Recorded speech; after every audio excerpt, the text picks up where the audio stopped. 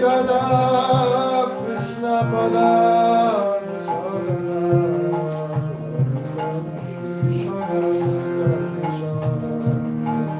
Hare Krishna Karuna Sindhu Namo Jagannathe Ukisha Kanta Radha Kanta Namaste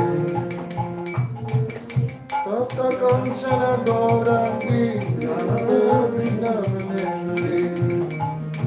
Shanusute Devi Pranamami Hariye Onsa Karpakarungyasya Vasindhubhya Evacha Patitanam Pavanebhyo Vishnavebhyo Namo Namah Shri Krishna Chaitanya Prabhu Nityananda Shri Advaita Gadadara Shivasadi Gaura Bhakta Vrinda Hare Krishna Krishna Krishna Hare Hare Hare Rama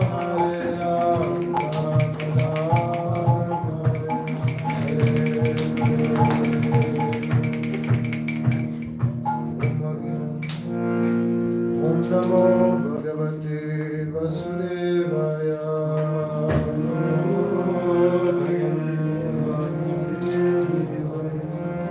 Om Namo Bhagavate Vasudevaya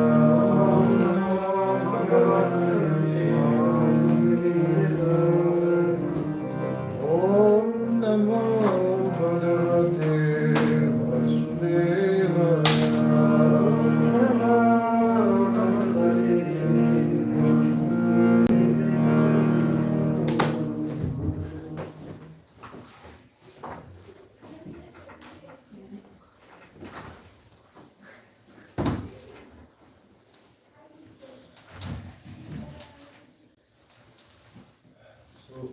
Hare Krishna, everyone. So we are reading from the 8th canto, chapter 23. It's entitled demigods regain the heavenly planets. Well, I'm supposed to read Verse 16. verse 16.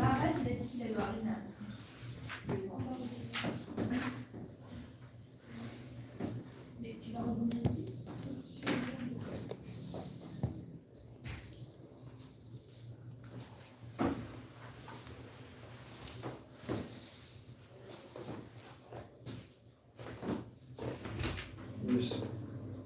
So this is Shukracharya speaking.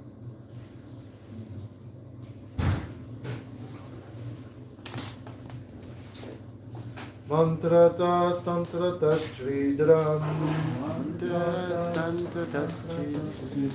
deshakarata vastuta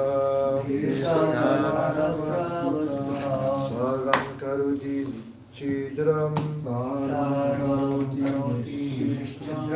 sankirtanam tava antratas tantratas tridram deshakaraha vastuta sarvam karoti nichidram anusankirtanam tava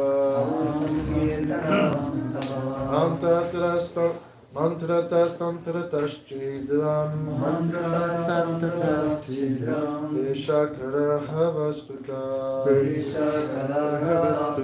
sarvam karoti nichidram anusankirtanam tava Mantratas tantratas chitram Desha kalarha vastuta Sarvam karoti nishchitram Anusankirtanam tava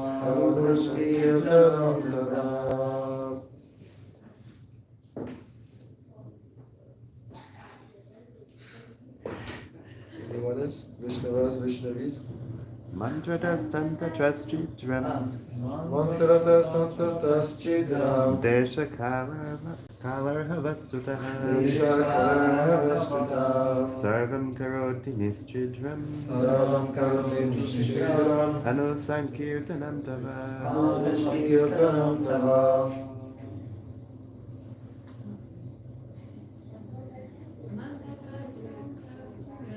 Mantratas tantratas chidram Deshakarah vastuta Sarvam karoti nishchidram Anusankirtanam tava. Okay.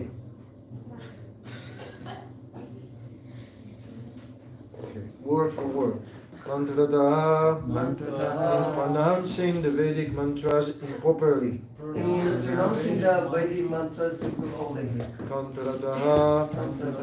In insufficient knowledge. Insufficient knowledge. Insufficient knowledge. For following regulative principles. Following regulative principles. Srimad Sutta, Radha Parisisvara Mandir.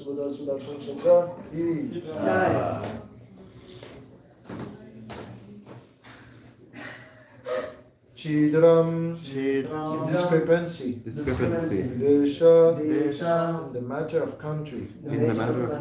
Kala, and time. Hare, and recipient. Vastutaha, paraphernalia. Sarvam, all these. Karoti, makes. Chidram, without discrepancy. Sankirtanam, constantly chanting the holy name. Tava, of your Lordship. Translation by His Divine Grace, Vaishnava Ravinda, Bhaktivedanta Swami Prabhupada. There may be discrepancies in pronouncing the mantras, observing the regulative principles, and moreover, there may be discrepancies in regard to time, place, person, and paraphernalia. But when your Lordship's holy name is chanted, everything becomes faultless. purport. Sri Chaitanya Mahaprabhu has recommended Hare Nama, Hare Nama, Hare Nama, Kevala, Vanasti, Vanasti, Vanasti, Vanasti, this age of curd and hypocrisy, the only means of deliverance is chanting the holy name of the Lord. There is no other way. There is no other way. There is no other way. Naradiya Puran 38, 126. In this age of Kali, it is extremely difficult to perform Vedic realistic performances or sacrifices perfectly. Hardly anyone can chant the Vedic mantras with perfect pronunciation or accumulate the paraphernalia for Vedic performances. Just a side note, actually you are supposed to worship with vessels of gold. And when you do an altar, it's supposed to be also gold. At least if you want the high standard, it should be like that. So because we are so poor, we don't have any gold. And when you want to worship the deities, you don't put plastic as earrings. You don't put any plastic necklace. Yes, it should be actually jewels. So because in age of Kali, everybody is a chore, we don't do that in the temple. Otherwise, soon we will have someone break the doors and enter and steal even the deities. So we sometimes hear in India that deities are stolen. Not only the jewels, but the deities are stolen because they are made of valuable steel or metal or gold. And the thief, they think, I may get something out of that deity. So yeah, that's happening often. Sometimes the deity is returning, sometimes not. So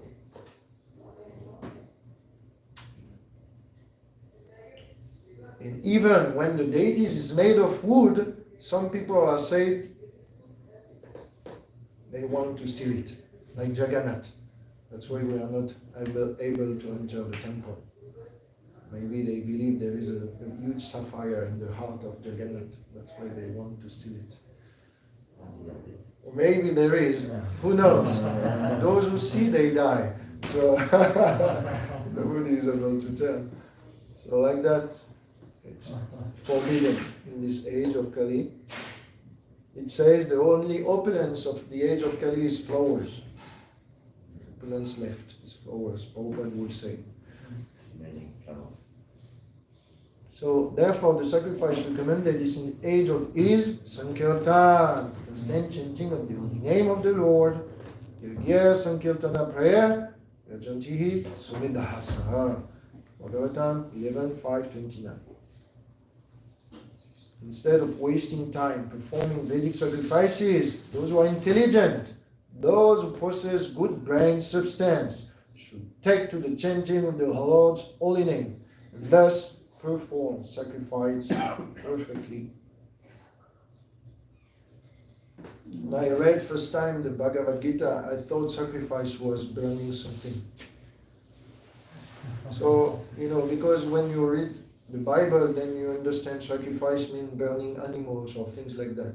So when I read first the Bhagavad Gita, I was the brahmacharis, they sacrifice the sense of hearing in the fire, and this and that sacrifice.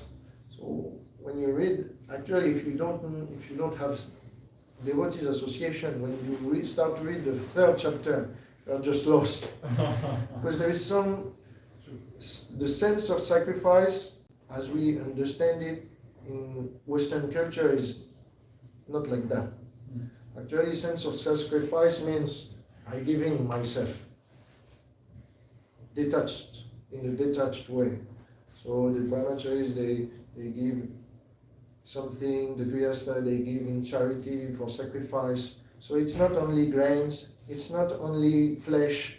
Actually, it can be your mind. You can offer your mind in sacrifice. You can offer your tongue in sacrifice. You can offer even your feet in sacrifice if you will start to do pilgrimage around Vrindavan. You can do so many sacrifices in different ways according to your adhikar, varna or ashram. So here, that's what Prabhupada says. Those who are narrow-minded, they think that sacrifice is only svaha, svaha, idam namama. So, actually, those who are sumedasaha, those who have good brain substance, they understand that actually the Lord is not only taking what is not only taking from the rituals, it is also accepting through the sound vibration. So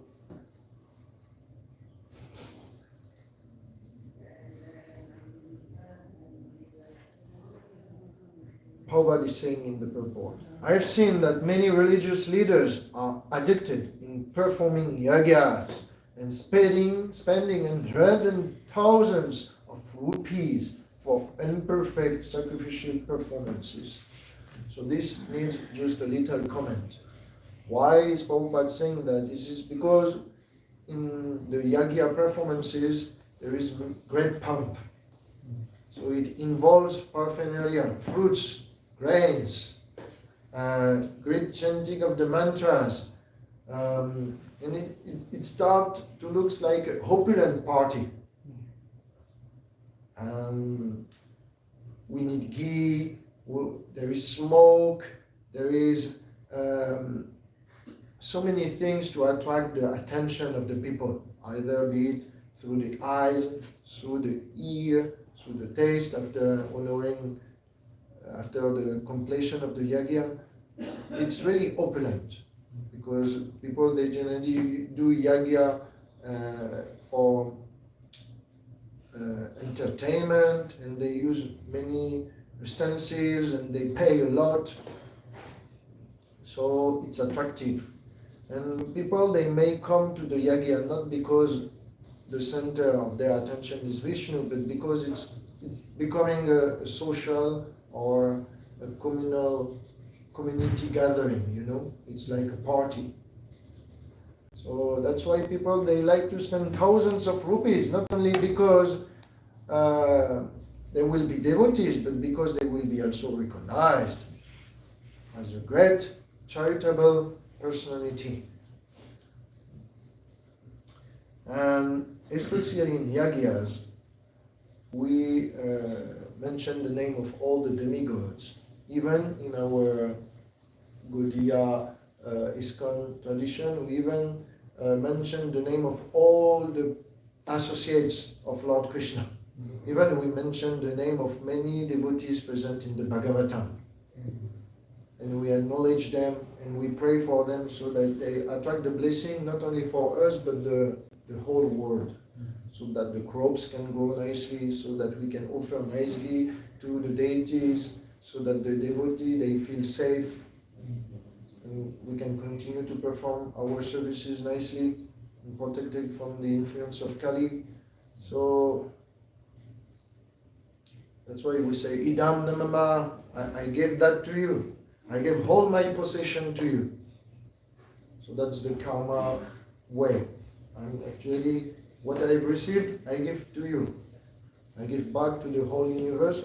I give back to the authorities in charge. I give back to the devotees of the Lord. But in the Sankirtan Yagya, not only we offer our possession, but we offer also our inner emotion. The Sankirtan Yagya is actually much a thing of the heart. We try to call loudly on appeal of the Lord so He can manifest Himself amongst us. So it is said in the Bhagavatam that wherever there is chanting of the holy name, there is no conflict and no fear for the time being. Nakushtachana bibhyati, there will be no fear. So not only we are meant to chant for our purification, not only we are meant to chant for others' purification, but you are meant to chant to stay united together and to stay fearless even though there is groups attacking us. even though the society may turn bad, even though there will be COVID, even though there will be war, if we stick together and sing the holy name, then we will be free of fear. So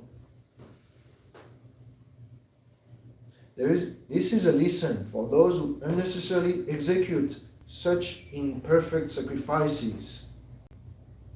We should take the advice of Sri Chaitanya Mahaprabhu, Yargya Sankirtana Priya Yajanti Sumidasa.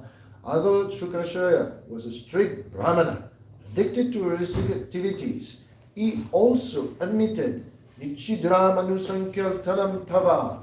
My Lord, constant chanting of the holy name of your Lordship makes everything perfect. So this is also confirmed in the Bhagavad Gita. You remember that chapter who talks about the glories of the holy name in Bhagavad Gita? Do you remember? There's actually a chapter in the Bhagavad Gita who talks about the glories of the holy name. Say that japa is the Lord is sacrifice in the form of japa. Then Yes, actually, that's also there. That's true. That's true. But there is a part of the 17th chapter which is dedicated to the glories of the holy name of the Lord in the Bhagavad Gita. Maybe I will just try to remind yourself and refresh your memory. Om Tat Saditi Nirdesho Brahmanas Trividas Meritaha Brahmanastena Vedascha Yagyascha Vihita Pura. So in the 17th chapter, Krishna Bhagavan is saying, from the beginning of creation, the three words Om Tat Sat were used to indicate the supreme absolute truth. These three symbolic representations were used by Brahmanas while chanting the hymns of the Vedas and doing sacrifices for satisfaction of the Supreme. And in the purport, Prabhupada is saying that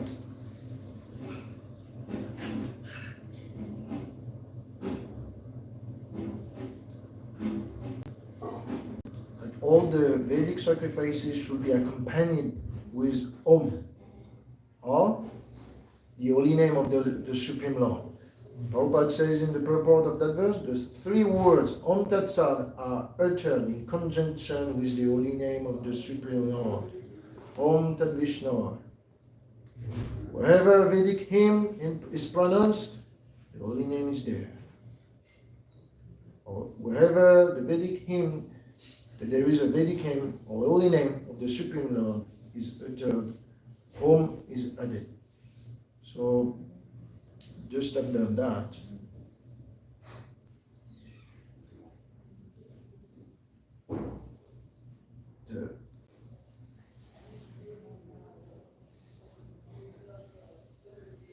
the conclusion of that verse is 1728. You can go there. Hutam datam tapastaptam kritam chayat asaditi uchyate parta nachatat prichanuhya. Anything done as sacrifice, charity, or penance without faith in the Supreme or Son of Krita is permanent. It is called asat and is useless both in this life and the next. This is really important. Not only the holy name should be chanted, but faith in the holy name should be there and present. Otherwise, the yagya is deprived of its substance. So even in the Bhagavad Gita, there is a glorification of the holy name of the Lord. At least the mantra Om should be always present in the Vedic sacrifices so that it becomes fruitful. So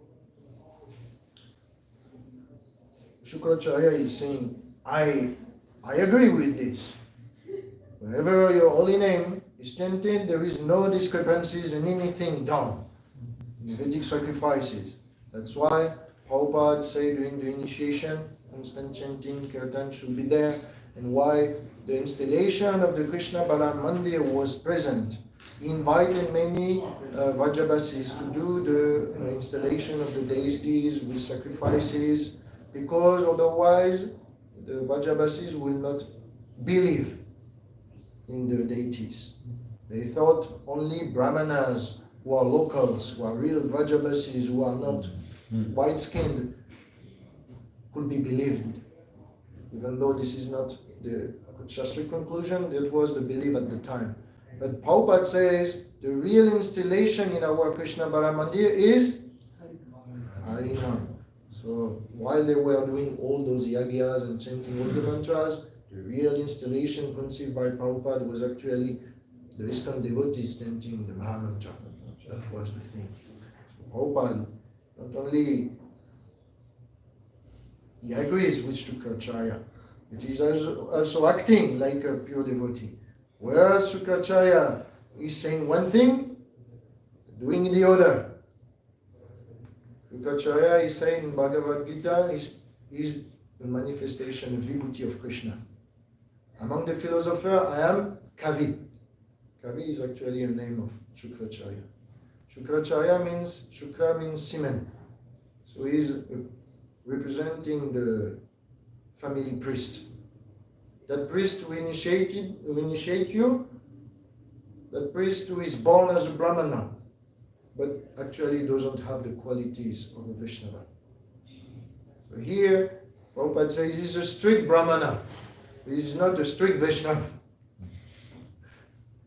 Even though in all the scriptures it is said that the ultimate attainment for conditioned souls is to become a Vaishnava, still people are attached to the impersonalism. They prefer to read from the Upanishad and disregard the Puranas, and all could be said about the form of the Supreme Lord. They disregard that and they just take the Brahman impersonal conception of the Lord for them. So it's interesting that here Shukracharya knows really well the Vedas.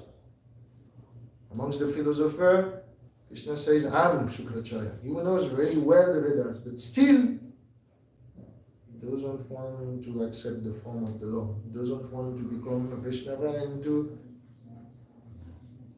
be part of the Vaishnava community. Rather, he's opposing the Vaishnava community. So we can see through the example of Shukracharya one great thing in the Bhagavatam. This is a lesson for us that we can know all the Vedas and still we can have the wrong conclusion. We can know so many things about the Shastra. We can say even the truth of the Shastras and still not act accordingly. Do you have any example in the Bhagavatam? Someone who has, like Shukracharya, so many knowledge, but is not acting according to the Shastra conclusion? Hiranyakashipu. Ravana. Hiranyakashipu is a great example. Hiranyakashipu, actually, for a long time, I was wondering, how can you know the Shastra, speak spirituality, and still be opposed to God? That's really a rare thing, no? You know God is existing, and still you try to oppose Him. You believe in the Vedas, and still you don't accept the conclusion. How can it be? So I asked this question to Chaitanya Charan Prabhu, and he answered me, really violently. The demons like Hiranyakashipu, they think, we are all part of God. So I have God inside me. But if I'm doing so many austerities, then quantitatively I can try to increase my godliness until I actually go above the godliness of God. For our conception, we are in different categories, isn't it? No matter how much austerities we do, we still stay a jiva.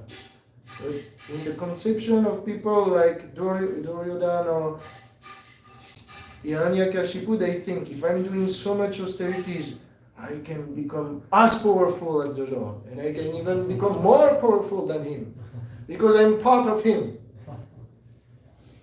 So I'm also a little God, but if I do something strong, I can become a big God.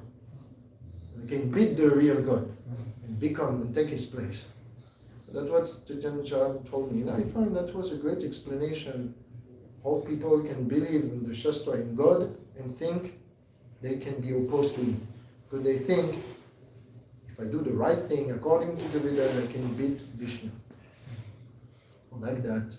But we believe we are a different category altogether.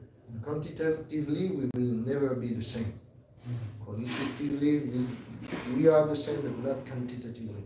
So that's a great thing. In Bhagavad Gita, there is 4 types of false devotees, like Hiranyakashipu and so on.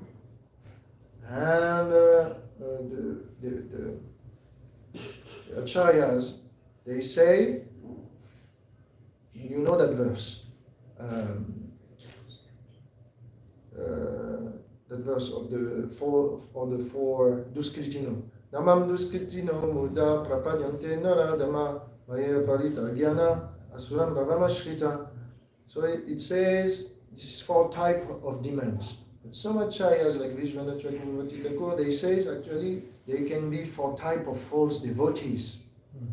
So he says for Duskritino, this is all those who worship the deity of the Lord, but they think they put Vishnu, Ganesh, Surya, Shiva, Brahma on the same platform than Vishnu.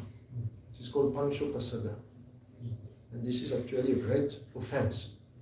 So externally they worship Vishnu, but they think Vishnu is equal to a demigod. So this conception put them in the category of Duskritino. The second are the Naradam. This is in Hiranyakashipu's category. They are born, they have been initiated Brahmana, but they have no qualities. This is basically those who are thinking, I'm born as a Brahmana, I'm a Brahmana, you're not born as a Brahmana, you're not a Brahmana. It's by birth. Those Naradam. They are called otherwise Vijabandhu. They don't reflect the qualities of their forefathers. The third is Maya Parita Gyana. And the acharyas, they say Maya Parita Gyanas, they are those who speculate, they twist the meaning of the Vedas. Very dangerous, because they know the Vedas, and they know to twist it. And Asuram Bhavamashrita is even worse. This is those who deny the form of the Lord and think themselves as God as well. Basically Mayavati. So they look like devotee, they may practice like devotee, but they are not. And they are the most dangerous because they look like. So they can infiltrate the rank of the devotees, even though they are not. So Shukracharya is something twisted in him. He says, my Lord, you are the best, my Lord. I recognize your Lordship, your holy name is so potent. Still, I want to be independent. So many knowledge and finally the fruit of knowledge is not there. So there is also in Krishna Lila, Gomarshan Sutta. Shar Bhagavato Budva Shishyo Ditya Bhavanicha Dhammashastrani Sarvani Sitya Sapuramani. He says, my dear Romarshan, you have studied all the Vedas. Still, you are Veta Pandita Manina. You think yourself learned, but Nagunaya Bhavantisma, you have no qualities of a learned person. So he says, Natasyeva Jitatmana. You are like an actor reciting the script. He's not living the script. One day, one person came to Prabhupada. He says, Prabhupada, an Indian person say, I can recite the Bhagavad Gita in 30 minutes. Prabhupada, what did you reply? You remember? Can you leave Bhagavad Gita in 30 seconds? Or you can leave Bhagavad Gita for 30 seconds? So many knowledge, but not transformation, but Prabhupada says this knowledge of the Bhagavad Gita, this knowledge of the Srimad Bhagavatam should induce a transformation. Therefore, in Kali Yuga, the Vedic ritualistic ceremonies cannot be performed as perfectly as before. Therefore, Srila Jiva Goswami has recommended that although one should take care to follow all the principles in every kind of spiritual activity, especially in worship of the deities, there is still a chance of discrepancies, and one should compensate for this by chanting the holy name of the Supreme Personality of Godhead. That's why when we are doing the puja, we say some mantras we are containing many holy name of the Lord. And we are supposed to recite them when we offer the upacharas, the object. Those like Krishna Das Babaji Maharaj, a godbrother of Srila Prabhupada, instead of chanting the mantras in his head, he would chant constantly Hare Krishna, Krishna Krishna, Hare Hare, Hare Ram, Ram Ram, Hare Hare. He would not even ring the bell. You know, though the disciples of Bhakti Saraswati Thakur, they say to him, Prabhu, you are not respecting any rules and regulation. Please take the bell and stop chanting. He said, no, the holy name is my bell, and every discrepancy is taken away by it. So I continue like that. And the disciples, they reported to Srila Bhaktisiddhanta Saraswati Thakur, hey, Hare, this Babaji, he doesn't even follow properly the regulative principles. And Bhaktisiddhanta Saraswati Thakur says, you fool, you don't understand. You don't understand. It's perfect with the holy name. He's doing the best thing. So if we don't remember all the mantras in our head, at least we can chant Hare Krishna. At least the lips should move.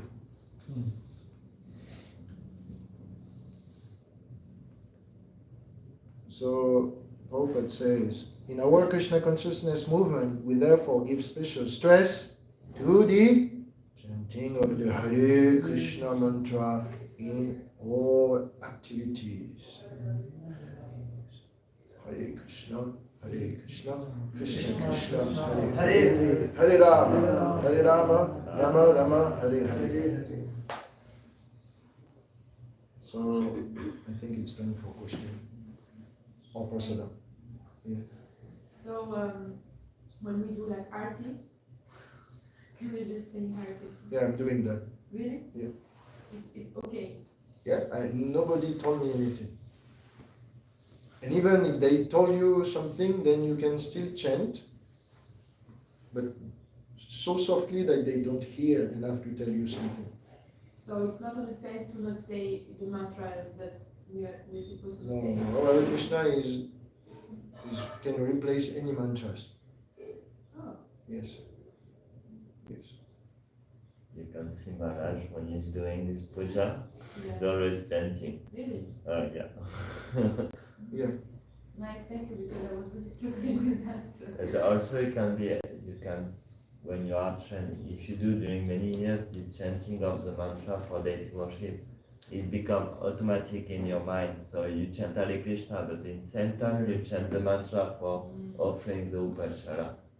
So you can see what you want, but you can train first by chanting this mantra, and when you become comfortable, you start to chant Hare Krishna, and your mind start to say Shadibai, it's automatic.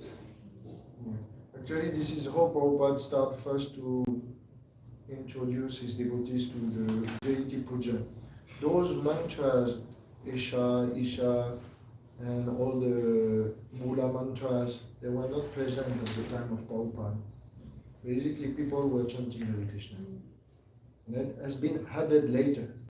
Because Prabhupada also stated we have to follow how the Radha Mandir is doing the puja. We try to increase our standard. But it's not that the former standard is false. It can be still done. But if you like to do opulent things and details, you can still refine your chanting and add many things. But don't get don't lose the track. That's the thing. Even, for example, there is a saying that Radharani is never chanting while cooking or never speaking anything. But in her mind, something is going on about Krishna. Similarly, Bhakti Swami Maharaj says to his disciple, when you cook, don't speak, because some saliva may go on the offering, and then it may spoil the offering. Still, we have to continuously chant. So in order to do both, we can chant in our mind or just move the lips. And if you really feel something in your heart while chanting, then you chant. Because it's superseding every rules and regulation. In this age of Kali, the chanting of the holy name is most prominent and primordial. So we cannot take our Shalagram Shila in the toilet, but we can take the holy name there. We can do that every time at any place. That's the conclusion. Is there any other question? This is radhakrishna energy. What's up? Hiding in the toilet for chanting. Yes. At this point, you don't care for the rule and regulation. Maybe we should not play like this.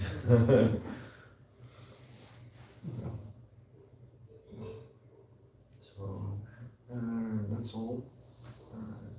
Srimad Bhagavatam ki Jai. Shri Bali Maharaj Ramanadev ki Nitai Gaur Premanande. So